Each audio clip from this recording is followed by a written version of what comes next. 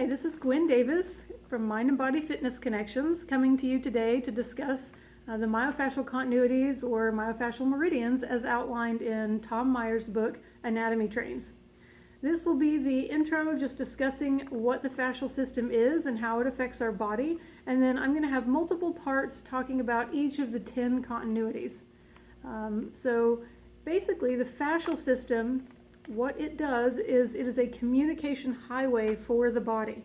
And if you were to look in a dissection, what you see as you pull back the skin, there is a white stringy substance that attaches to the muscle tissue. And that is actually what is considered the fascial system, is that kind of white stringy substance.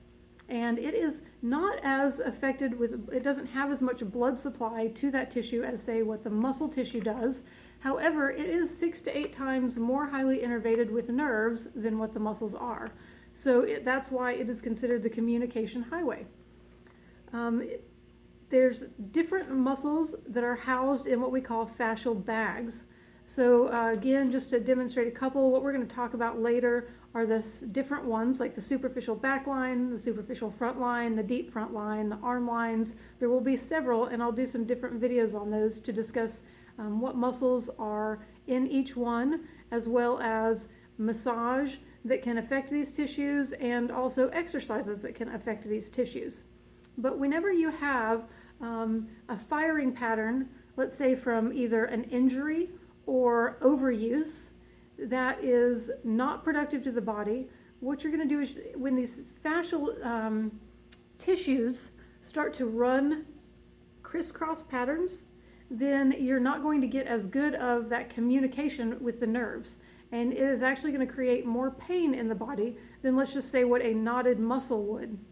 So what we want to do with massage is go through and separate those fibers and try to get them to realign properly.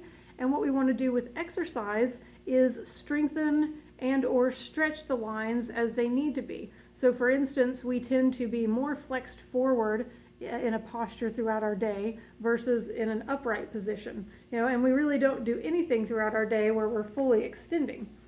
So in a little while, when I discuss, say, the superficial back line, we'll talk about how exercises we do can really open up the front of the body and strengthen the back of the body.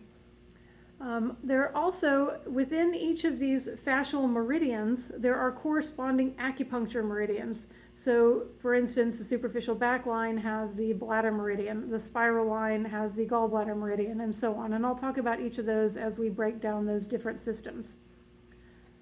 So be sure to watch the next upcoming parts that go into the movement patterns as well as the massage patterns that you can do for each of these lines. Thank you.